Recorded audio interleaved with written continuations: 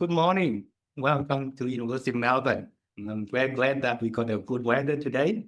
We welcome you, of course. We actually select this room, probably one of the best. You can see the view of the city and our beautiful campus for those who just arrived. I think, of course, hopefully after today you can hang around and look at our beautiful campus. But let's start with, of course, this is the launch of our DBI network. We've been working on this for a long time. So today, myself and Behzad will start with just to give you a bit of introduction about DBI. Some of you know well about DBI, but some probably just again. Of course, now we want to show you what we have done over the last 2 years. Yes, 2 years. Actually, almost 2 years ago, not this room, but the room next door, we launched our network. So really, just want them basically celebrating a 2 years journey in our network. So DBI is about decarbonizing the building industry. We basically came together and of course how we can share knowledge. But before that, it's really important to acknowledge the traditional owners of the land we have our event today. We really want to pay respect to the elders past, present, and emerging. The people here, the Wurundjeri people of the Kulin Nation. I think that's the traditional of the land. And they've been living here for more than 60,000 years. There's a lot of things we can learn from how they can maintain the environment, they adapt, and actually really a lot of practices we are doing today, we actually can learn from them. So with that, of course, I want to also, this is really about the DBI and what we are doing.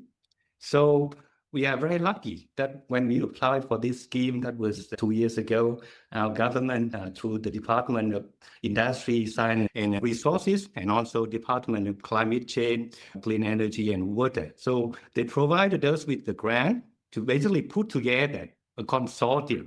This is the international consortium of universities in Australia, overseas, but also industry, government agencies. So the aim of the DBI network is really about getting together to collaborate and to innovate in this space. We definitely need something. Our building industry really behind in terms of the reduction in greenhouse gas emission. So by working together, developing new solutions, that's what our DBI network is about. So our network actually, if you can see here, basically the founding members of the DBI. But over the last 2 years, we are very fortunate that we brought a lot more partners. Maybe our deputy convener, Behzad, you've been traveling like myself. You've got a lot of new people joining. Can you stay? Yeah, absolutely. Thank you very much, Tuan, and welcome everyone to the launch of the roadmap. We started, as Tuan mentioned, 2 years ago, and now we have about 1,200 members active and participating. Our mailing list is just expanding and exploring. So it's really nice to be connected with this many people and a lot of people with the same passion as ours. So it's really fantastic to see that. And as Tuan mentioned, we have a lot of local and international partners. As a result of that, we have been basically trying to travel around Australia. We didn't want to have all of the events only happening in Melbourne, or we don't want to limit the roadmap and the DBI only to Melbourne. So we traveled around, not only locally, but also internationally. There is a number of universities that initially was part of the DBI, and now we are expanding that as well. We now have a lot of other new members joining very actively within DBI network.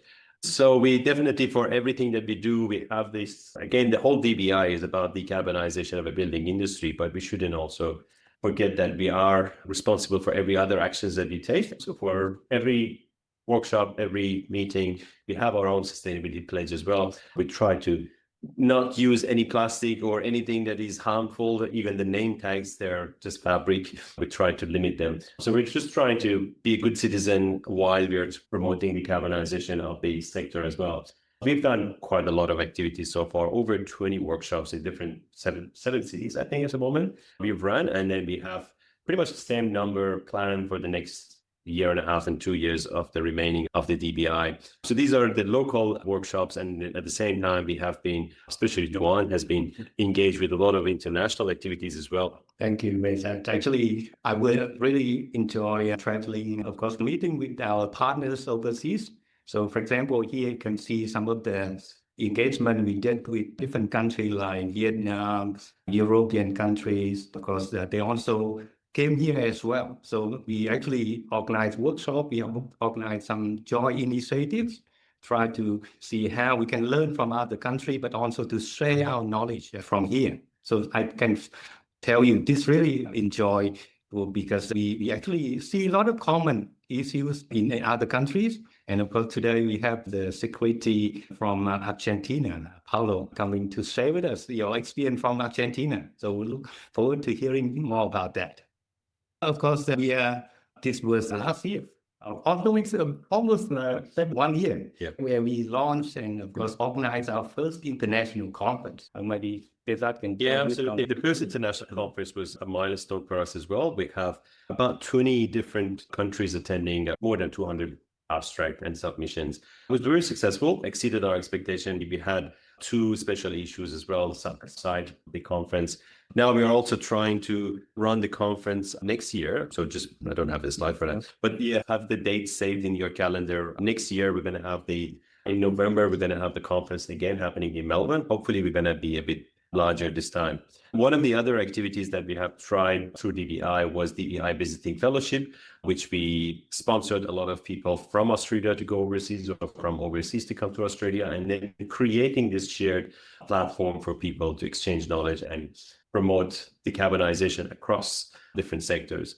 We tried diversifying the ways that we disseminate the knowledge.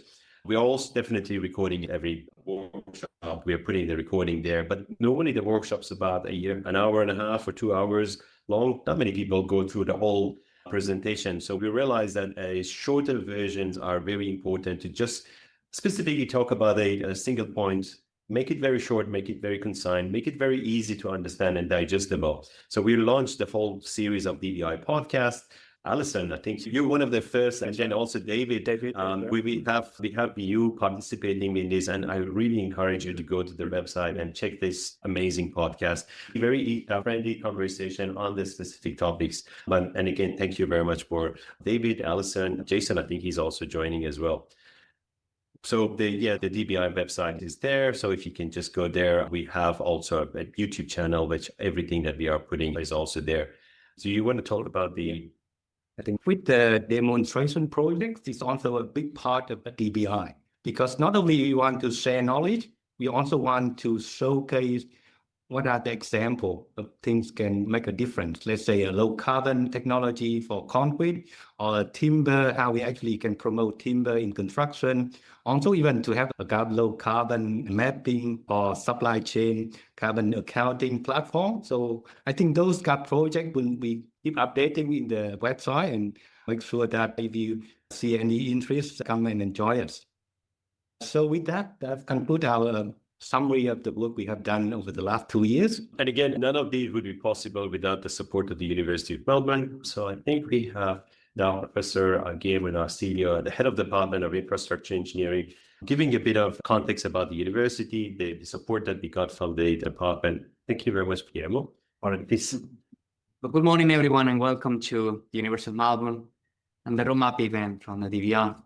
So DBI launched now 2 years ago, right? Yes. 2 years ago, we meet today, now having a roadmap. But over the last couple of years, a lot has happened. And it's all thanks to the director here, Tuan Ngo, and all of us here as well, because we have a shared goal. Now, the Paris Agreement was signed on 2015, 2025, that's 10 years ago. I think we're hopefully getting to cap temperature rise by 2 degrees in this century, and it hope to rise to cap to 1.5 degrees. At the pace we're acting on it, we're not going to make it. COP, the UN conference, is happening in Brazil, and it's talking about climate change and climate action.